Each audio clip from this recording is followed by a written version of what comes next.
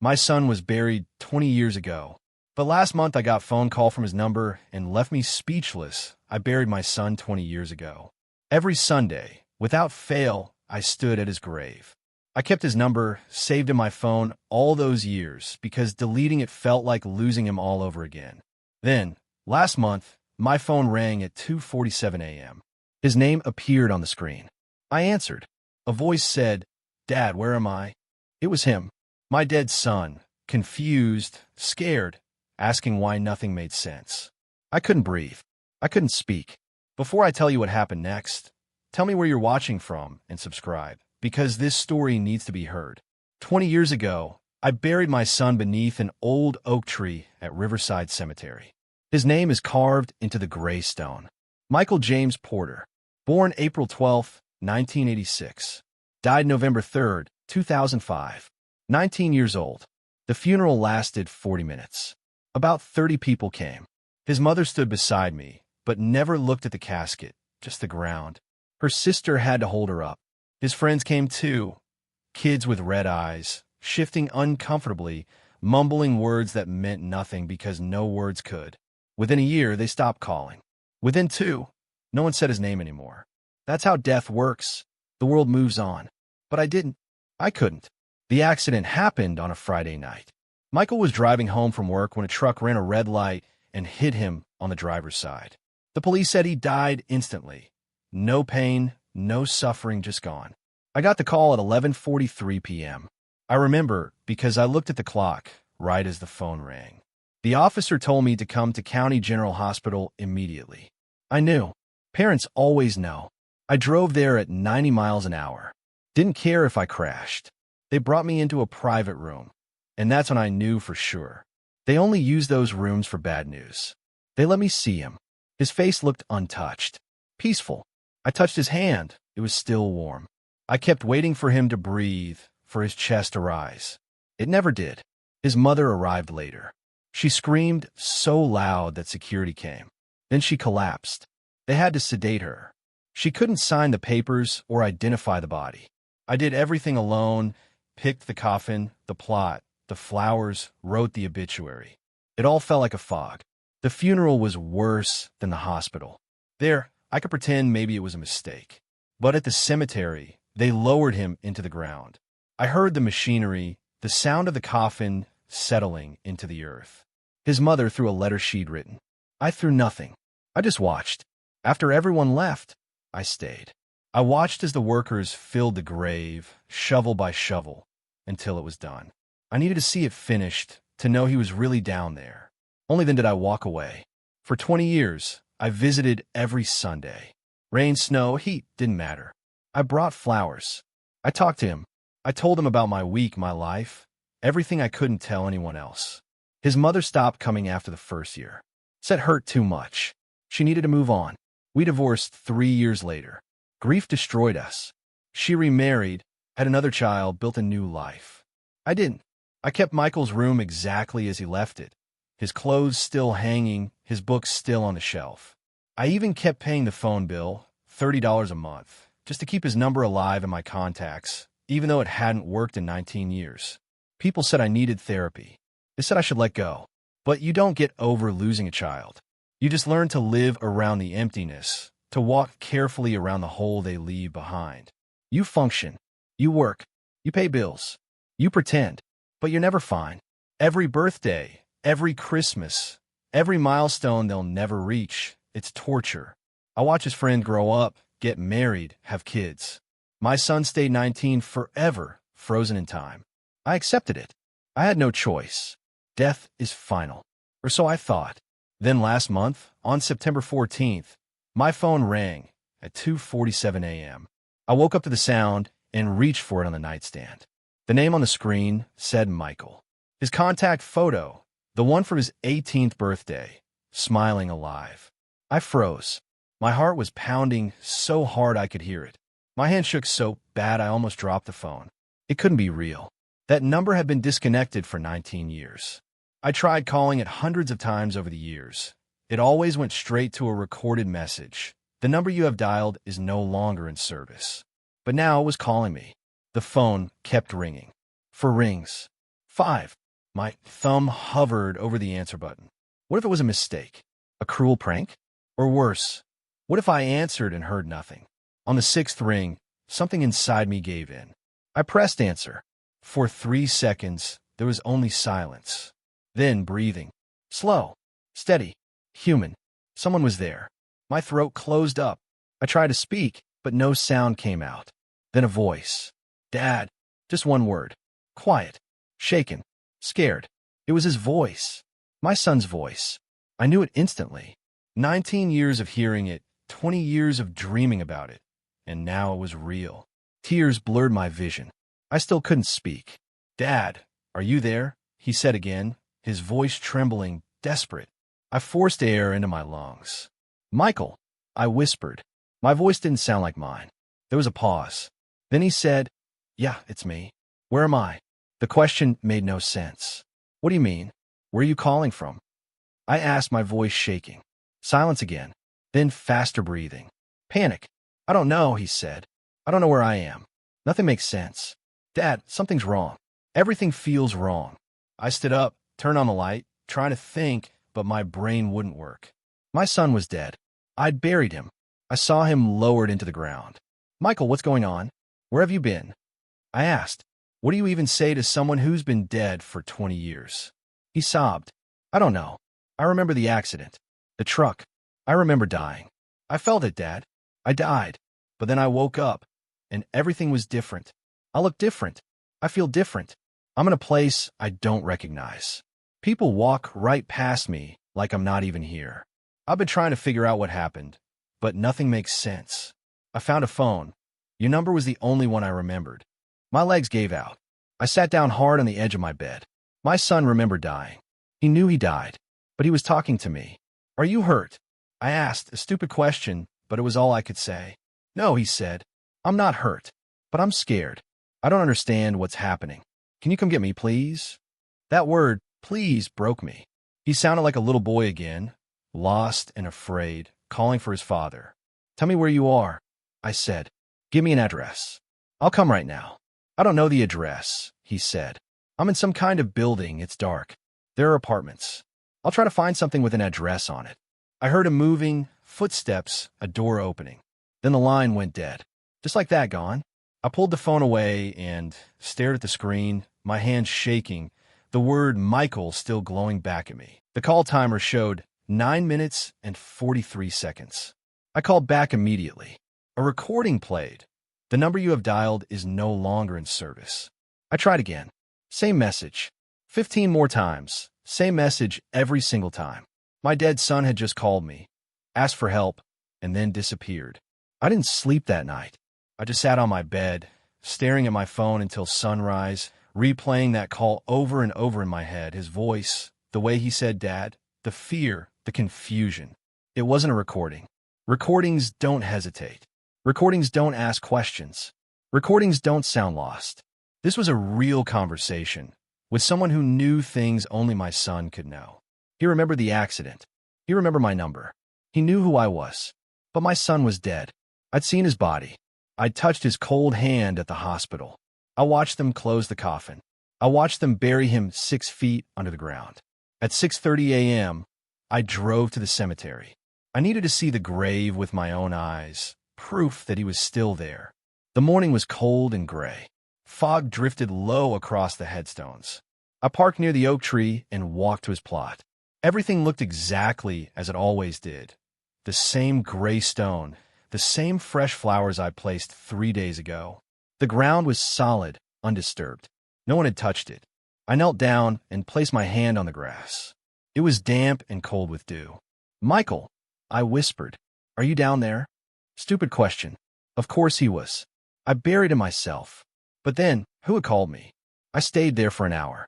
I didn't pray. I'm not a religious man.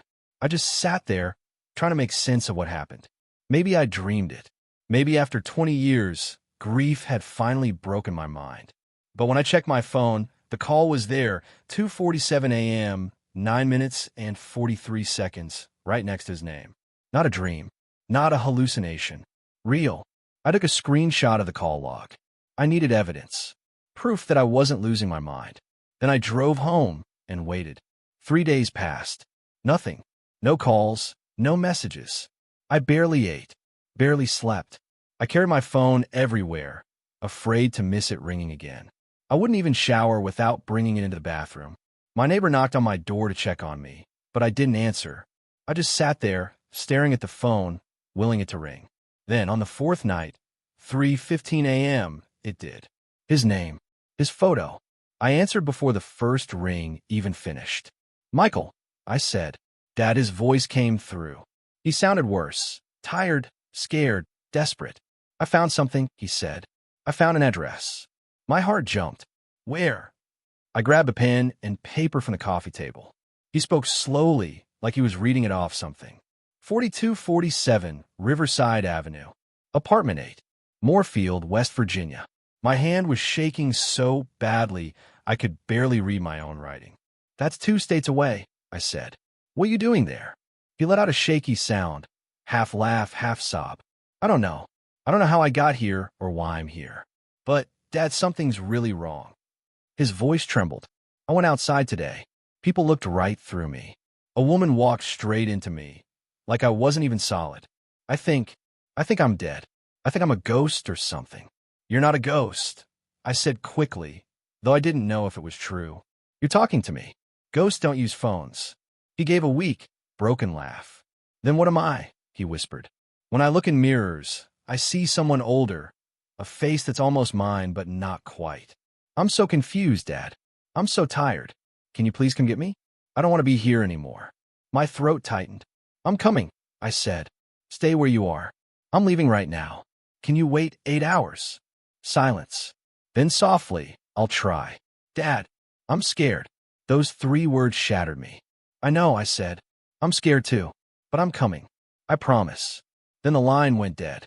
I didn't bother calling back. I knew it wouldn't connect. I stood up and started packing. I threw some clothes into a bag, grabbed my wallet and keys. I didn't tell anyone where I was going. I didn't call work. I just got in my car and drove toward West Virginia. My son was alive somewhere. Somehow. Impossible. Insane. But he called me twice. He'd given me an address. I had to know the truth, even if it destroyed me, even if I was chasing a ghost. Before leaving, I did something that even I knew sounded insane. I called the phone company. It was 4 in the morning, but their customer service line was 24 hours. A woman answered, sounding half asleep. I gave her my account information and asked her to check my son's old number. She hesitated. "Can I ask why?"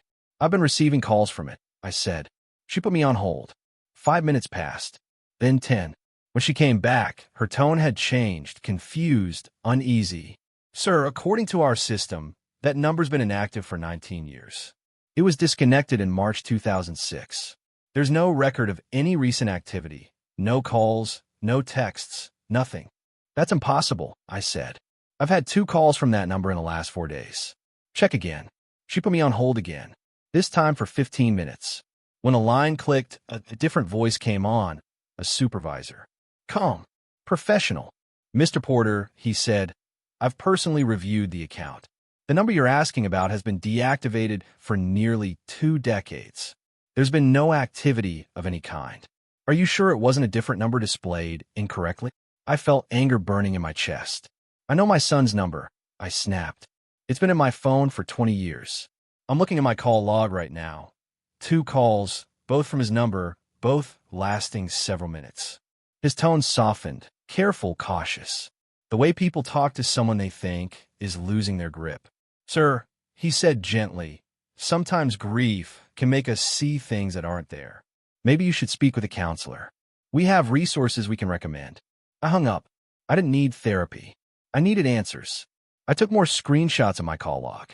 I even recorded a video showing the calls with their exact dates and times. Proof. Evidence. Then I got back in my car and started driving. 8 hours. No stops except for gas.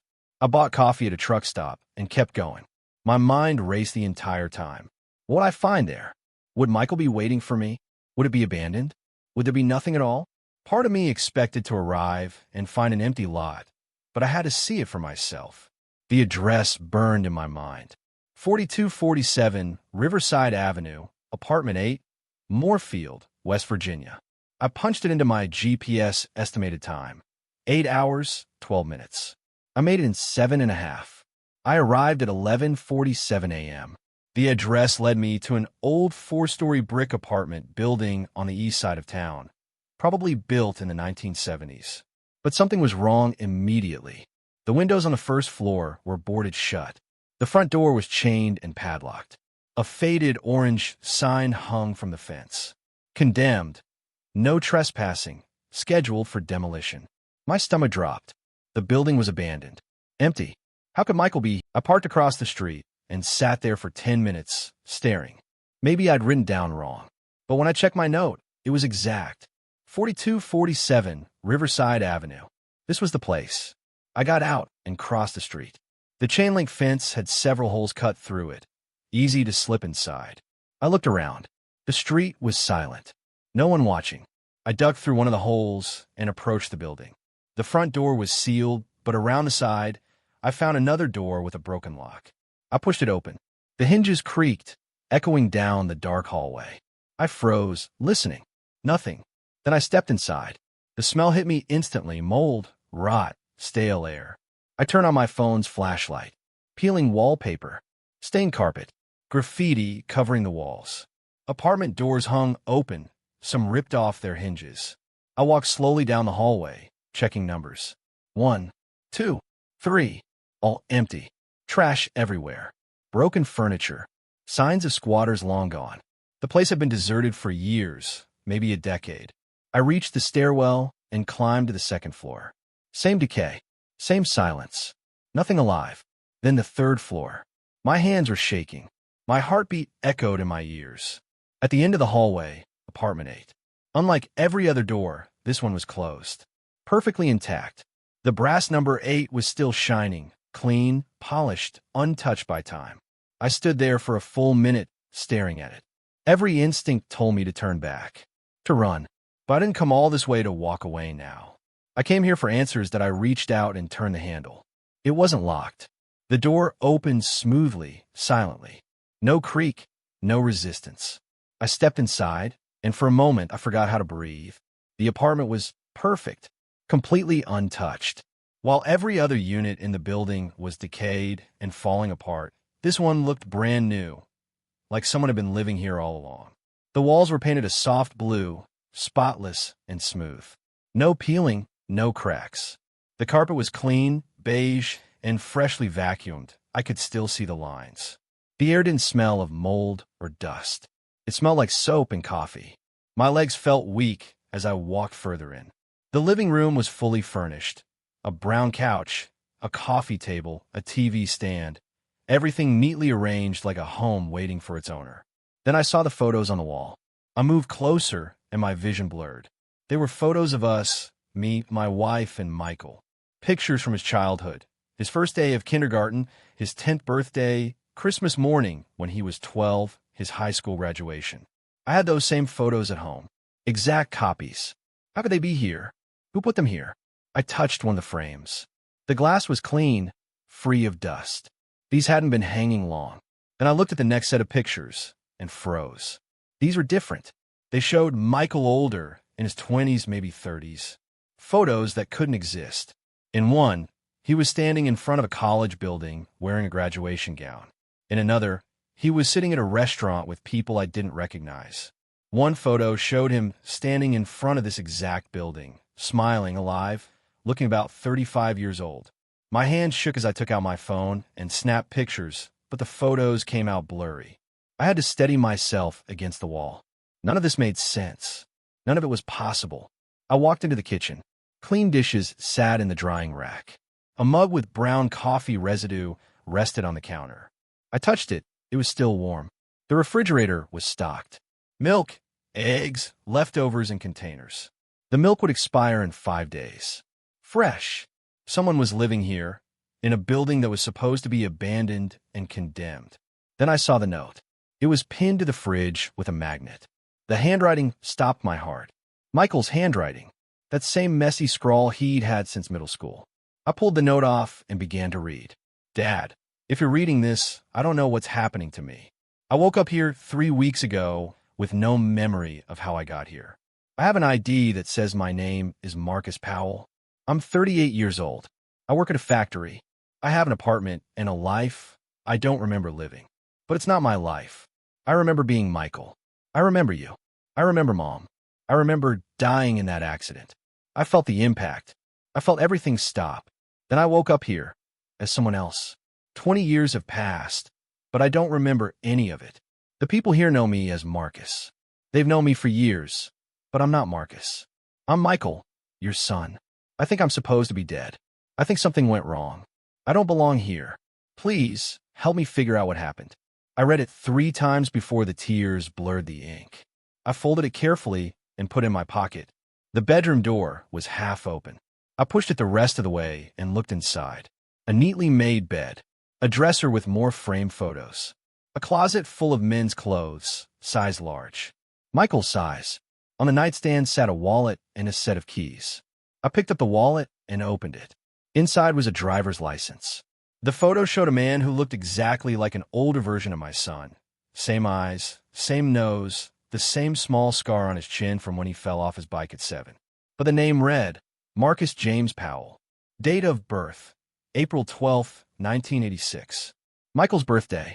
Address, 4247 Riverside Avenue, Apartment 8, Moorfield, West Virginia. My knees gave out. I sat on the bed because I couldn't stand anymore. My son had died 20 years ago. I'd seen his body. I'd buried him. And yet, here was proof of another life. His face, his birthday, his handwriting, all under a different name. I pulled out my phone to call the police, but stopped. What would I even say? My dead son is alive, but doesn't remember being alive? They'd think I'd lost my mind. I needed more answers first. I searched the apartment for 2 hours. I found bills addressed to Marcus Powell, electric, water, pay stubs, all going back 5 years. Everything looked perfectly normal, like an ordinary life on paper. In a drawer, I found a lease agreement signed 3 years ago. Marcus Powell's signature, but it was identical to the way Michael used to sign his name. In another drawer, I found medical records, hospital visits, prescriptions, a neurologist report. I sat on the couch and read every page. What I found made my blood run cold. According to the records, Marcus Powell had been admitted to County General Hospital on November 3, 2005. The same hospital, the same date my son died. He'd been in a severe car accident. Multiple injuries. Head trauma. He was in a coma for 6 days. When he woke up, he had no memory at all. No name. No past. Nothing. The doctor said he suffered complete amnesia. Not a single trace of his previous life remained. There was no ID found at the crash site. No wallet. Nothing to tell them who he was. To the hospital, he became just another John Doe. They kept him for 3 weeks, hoping someone would come forward. No one ever did. No one claimed him. I read those words again and again. November 3, 2005. The night my son, Michael, died. The same hospital. The same kind of accident. My hands began to shake as I kept reading. After he was released, social services stepped in. They helped him get temporary housing and new identification under the name he chose for himself, Marcus Powell. He didn't remember his real name, so he created a new one. He got a job, built a life from nothing. A life as a stranger to his own past. The records painted a picture of years filled with therapy, depression, anxiety, and the constant ache of not knowing who he truly was. But he survived. He kept living. Clipped to the file was a business card. Dr. Sarah Chun, neurologist, County General Hospital. I called immediately. A receptionist answered. County General, Dr. Chen's office. I need to speak with Dr. Chun, I said. It's urgent. It's about a patient named Marcus Powell from 20 years ago. After a long hold, a woman's voice came on the line. Calm, professional. This is Dr. Chun. Who am I speaking with? My name is David Porter, I said. My son, Michael, died in a car accident on November 3, 2005, at County General. You treated a John Doe that same night with the same injuries from the same intersection. He woke up with amnesia and became Marcus Powell. I need to know what happened that night. Silence. A long one. When she finally spoke, her tone was cautious. Mr. Porter, I remember that case. It was unusual. Two young men were brought in from the same crash site less than an hour apart, both in critical condition, both with severe head trauma. One didn't make it. The other survived, but lost all memory of who he was. My throat tightened. Is there any chance they could have been confused? Mixed up somehow? Maybe the records. She cut me off. Mr. Porter, are you suggesting we misidentified your son's body? Her voice had shifted, now defensive. I'm suggesting something went wrong that night, I said. I think the boy who survived might have been my son. I heard papers rustling on her end. That would be impossible, she said firmly. We use fingerprints, dental records when available. We don't make those kinds of mistakes. But you didn't have fingerprints for the John Doe, did you? I asked. He had no ID, no wallet, nothing. You never knew who he really was. Another pause. This one heavier. Mr. Porter, she said softly, I understand that you're grieving, but what you're suggesting simply isn't possible. Your son was identified by you, personally, at the hospital. You saw him. You confirmed it. She was right. I had identified Michael's body. I saw his face. But what if I'd been wrong? What if, blinded by grief and shock, I made a mistake? Can you pull the records from that night? I asked. Please. I need to see everything, the admission times, the treatment notes, both patients. All of it. Dr. Chun sighed. Mr. Porter, those files are 2 decades old. I can't just hand them over. I need authorization, proper clearance. I couldn't hold it in anymore. My son called me, I said, twice, from a phone number that's been disconnected for 19 years. He gave me this address. I'm sitting in his apartment right now, surrounded by his medical files. Something happened that night, something none of us understood. Please help me. The line went quiet again. For a long moment, I thought she'd hung up. Then, finally, her voice came back, softer this time. Give me until tomorrow, she said. I'll pull everything I can. But Mr. Porter, she hesitated. You need to prepare yourself. You might not like what you find. Sometimes grief makes us see things that aren't really there. I thanked her and ended the call. Then I just sat there, surrounded by evidence of an impossible truth. My dead son had built a new life under a new name, with no memory of who he once was. And somehow, 3 weeks ago, those memories began to come back. I couldn't bring myself to leave the apartment. I spent the night on the couch, waiting for the door to open or for the phone to ring. Neither happened. At some point, I must have fallen asleep. When I woke, sunlight was streaming through the window. 9:23 a.m. 6 missed calls, all from Dr. Chun. I called her back immediately. She answered before the first ring ended. Mr. Porter, she said, her voice trembling, I found something. Can you come to the hospital? I need to show you in person. Within an hour, I was standing in the parking lot of County General Hospital, the same place I'd stood 20 years earlier, the night they told me my son was gone. Walking through those doors again felt like stepping back in time. Dr. Chun met me in the lobby. She was in her 50s now, gray hair tied back neatly, exhaustion etched into her face. Follow me, she said quietly. She didn't make small talk. She led me to a small office on the 3rd floor and shut the door behind us. On her desk were several thick folders and an open laptop. I spent all night digging through the archives, she said, gesturing for me to sit. What I found doesn't make sense, but you need to see it. She opened the first folder, spreading papers across the desk. On November 3rd, 2005, she began, 2 patients were admitted from the same car accident. Both arrived within minutes of each other. She pointed to the first page. Patient A, admitted at 11:52 p.m., critical condition. Massive head trauma. Multiple internal injuries. He was pronounced dead at 12:17 a.m. on November 4th. You identified this patient as your son, Michael Porter. She slid a document toward me, a death certificate. Michael James Porter. I'd seen it before. I even had a copy at home, sealed away in a box I could never bring myself to open. Patient B arrived at 11:58 p.m. Dr. Chun continued, just 6 minutes after patient A. Also in critical condition, also with severe head trauma, but stable enough for surgery. We operated for 7 hours. He survived, but fell into a coma. When he woke up 6 days later, he had complete retrograde amnesia. No memory of anything before the accident. No ID. Nothing. He became our John Doe. She opened another folder. Medical charts, photos. This is Marcus Powell, she said softly. The John Doe who survived. She turned her laptop toward me. On the screen were two photos side by side. On the left, a hospital photo from November 2005. A young man, unconscious, bruised, and bandaged. On the right, a driver's license photo from years later. Marcus Powell, the same man, older. I stared at both images, my breath catching in my throat. That's my son, I whispered. The eyes, the jawline, the familiar expression. I'd know that face anywhere.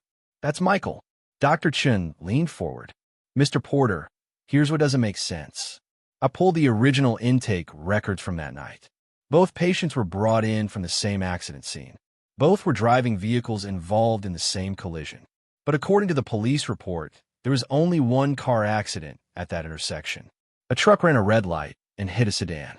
One driver in the truck, one in the car, 2 people total.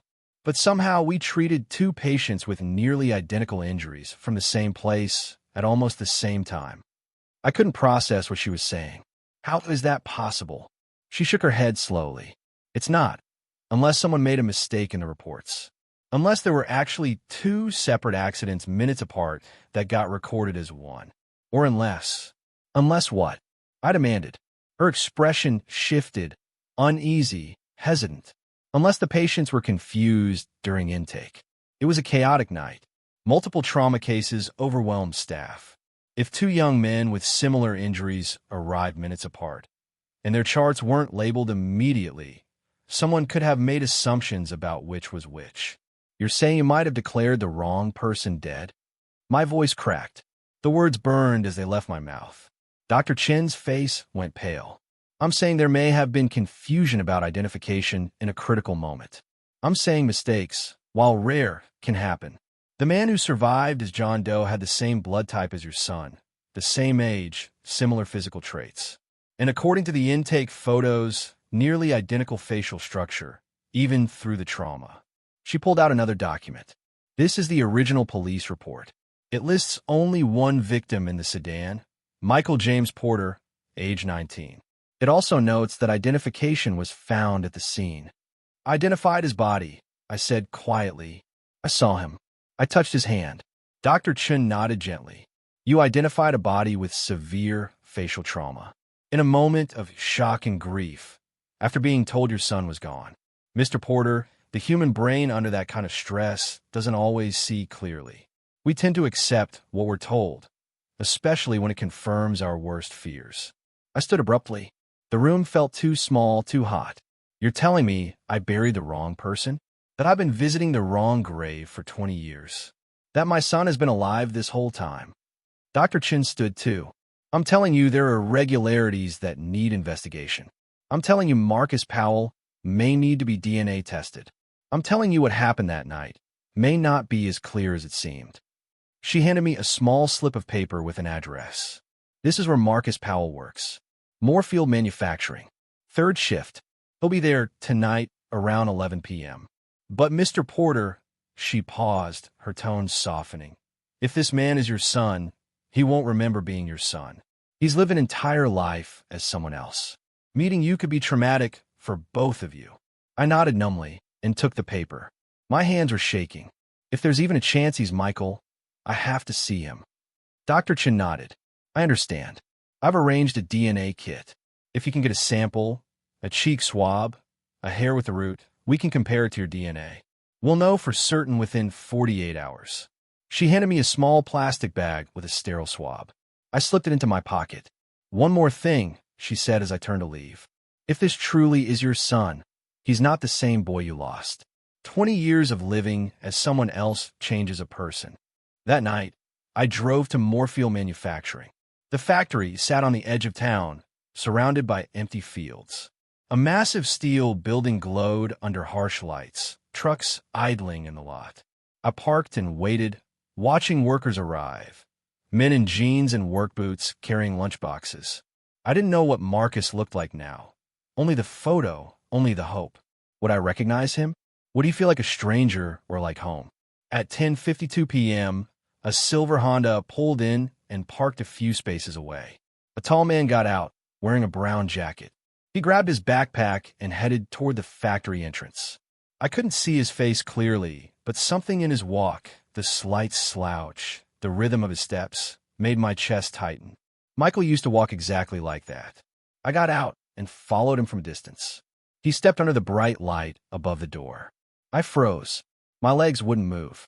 It was him, older, lines around the eyes, but unmistakably him. The same nose, the same mouth, even the familiar way he ran his hand through his hair before entering the building. I'd seen that gesture 1,000 times. He disappeared inside.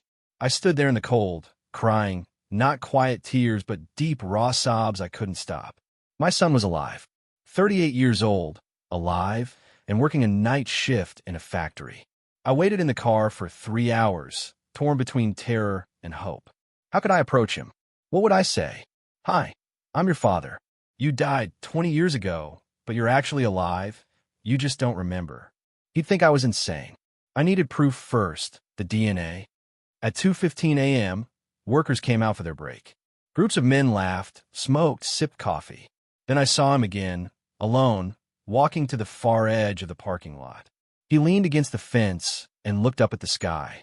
I got out of the car, heart pounding, legs trembling. As I approached, he noticed me. He turned. Our eyes met.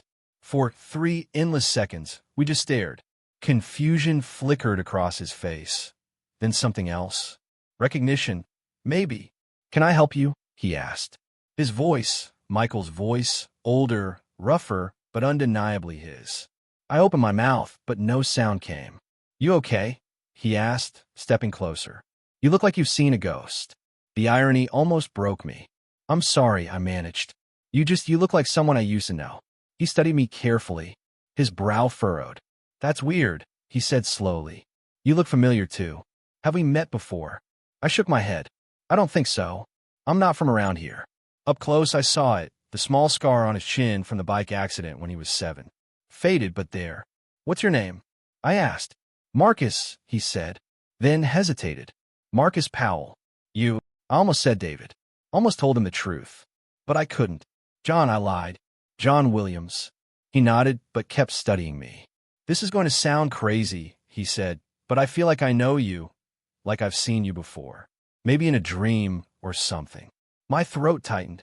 Maybe, I whispered. He gave a nervous laugh. Sorry, that sounds insane. I've been having weird dreams lately. Really vivid ones. About a life I don't remember. My therapist says it's my brain trying to fill in the gaps after the amnesia. I was in an accident years ago, lost everything from before. Lately the dreams have been intense. People I don't recognize but feel like family. Places that feel like home. And there's always this one man, older, sad, watching me. I think he's supposed to be my father, but I don't remember having one. I couldn't breathe. He was dreaming about me. What does he look like? I asked. Marcus stared at me for a long moment. Like you, he said quietly. He looks exactly like you. The air between us felt heavy, charged. Who are you really? He asked. Why do I feel like I know you? I wanted to tell him everything, every sleepless night, every year at his grave, but I forced myself to stay calm. I lost someone a long time ago, I said softly. Someone who looked like you. I thought I saw him in your face. I'm sorry for bothering you. I turned to leave before I fell apart completely. Wait, he called out. I stopped. What was his name? The person you lost. I turned back. Looked at his face, my son's face. Michael, I said. His name was Michael. Marcus went still. His expression changed, shock, fear, something else. That's impossible, he whispered. How did you know that name? My heart stopped. What do you mean? He swallowed hard. I've been having these dreams. In them, people call me Michael. Not Marcus. Michael. I wake up confused because it's not my name, but in the dreams, it feels like it is. His hand shook as he pulled out his phone. 3 weeks ago, I woke up and found this in my notes app. I don't remember writing it, but it's in my handwriting that he turned the phone toward me. The screen was covered with one haunting phrase written again and again. I am Michael. I am Michael. I am Michael. Dozens of lines filled the display. I thought I was losing my mind, Marcus said, his voice trembling. I thought the amnesia was making me crazy. But you just said that name, a name from my dreams. How is that possible? My hand shook as I pulled a DNA test kit from my pocket. I nearly dropped it. I need to ask you something, I said carefully. And I need you to trust me, even though you don't know me. Will you let me take a DNA sample? Just a cheek swab. It won't hurt. It'll only take 10 seconds. Marcus stared at the kit, then at me. Why? What's going on? I met his gaze, the same eyes I'd once looked into every night. Because I think you're my son, I said softly. I think you're Michael, and I think you've been alive this whole time. He didn't move. He just stared at me, his expression unreadable. Fear, confusion, and something that looked a lot like hope. Your son is dead, he finally said, his voice flat. Be careful. You said you lost him. That means he's gone. Tears ran down my face. I didn't bother to wipe them away. I buried him 20 years ago, I whispered. I watched them lower the coffin. I visited his grave every week for 2 decades. But 3 weeks ago, I got 2 phone calls from his number, a number that's been disconnected for 19 years. He sounded confused, terrified. He gave me an address, your address. And when I got there, I found an apartment filled with photos of my family. Photos of you, and a note in my son's handwriting saying he didn't know who he was anymore. Marcus went pale. That's not possible, he said, though his voice was shaking. That's insane. Then prove me wrong, I said, holding up the DNA kit. Take the test. If I'm wrong, you'll never hear from me again. But if I'm right, if you're Michael, don't you want to know? Don't you want to understand who you really are? He pressed his knuckles to his lips, trying to hold back something, words or screams. I couldn't tell. I died, he whispered. In my dreams. I remember dying. The accident, the impact, everything going dark. I remember feeling my life end. So do I said quietly. I remember getting the call. I remember identifying your body. I remember your funeral. But what if we were both wrong? What if something happened that night no one ever understood? Marcus closed his eyes, tears slipping free when he opened them again.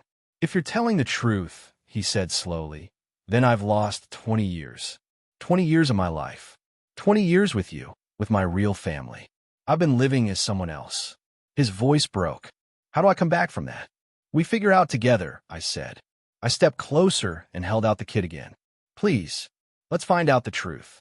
He hesitated, then nodded. Okay. With trembling hands, I opened the package and pulled out the sterile swab. Open your mouth, I said. He did. I gently swabbed the inside of his cheek, sealed the sample, and slipped it into my pocket. How long until we know? He asked. 48 hours, I said. A doctor at County General will compare our DNA. Marcus wrapped his arms around himself. What do I do until then? He whispered. How do I act normal when my whole life might be a lie? I didn't have an answer. Can I call you? I asked instead. So we can talk. He nodded, took out his phone. I gave him my number. What should I call you? He asked. The question shattered me. Whatever feels right, I said softly. John, David, or nothing at all until we know for sure. He saved the contact as John. Then he looked at me with raw pain in his eyes. I need to tell you something, he said. And I'm not saying it to hurt you. But if the test comes back positive, if I really am your son, I don't remember being him. I don't remember you. I've lived as Marcus Powell for 20 years. That's the only life I know. Even if the DNA says I'm Michael Porter, I don't know if I can be him again. His words hit like a punch to the chest. But he was right. Even if he was Michael, he wasn't the same boy I'd lost. That version of him was gone forever. I understand, I said, barely able to speak. I just need to know the truth. Whatever happens after, we'll face it. He nodded, then did something I never expected. He reached out and touched my shoulder. I'm sorry, he said softly, for what you've been through, for what you lost, whether I'm him or not. I'm sorry. Then he turned and walked away, back toward the factory. I stood there until sunrise. 2 days later, Dr. Chun called. I was sitting in that same apartment, waiting, when my phone rang. I froze for 3 rings before I could answer. Mr. Porter, she said, her tone tight. The results are in. You might want to sit down. I sat on the couch, the same one where I'd found my son's note. Tell me, I said. She hesitated. It's a match. Marcus Powell is your biological son. Michael is alive. I don't remember what I said after that. I think I thanked her. I think I asked for the official report. Then I sat in silence for an hour. My son was alive. The test proved it. Michael James Porter hadn't died on November 3rd, 2005. Someone else had. A stranger was buried in his grave. My son had been living 2 states away under a different name for 20 years. I called him. He answered immediately. "It's positive," I said, my voice hollow. "You're Michael. You're my son." There was silence, long, heavy silence, and then he began to cry. Deep, broken sobs. "I don't know what to do," he said between breaths. "I don't know how to be him. I don't remember him." I cried too. We stayed on the phone for 10 minutes, saying nothing, just crying, both of us trying to process the impossible. "Can I see you?" I asked finally. "Can we meet and talk?" He was quiet for a moment. "Yeah," he said. "I need to see you. I need to try to understand this." We met at a diner 2 hours later. I got there first. When he walked in, I stood without thinking. We stared at each other across the room before he sat down. Up close, I could see both, the boy I lost and the man he'd become.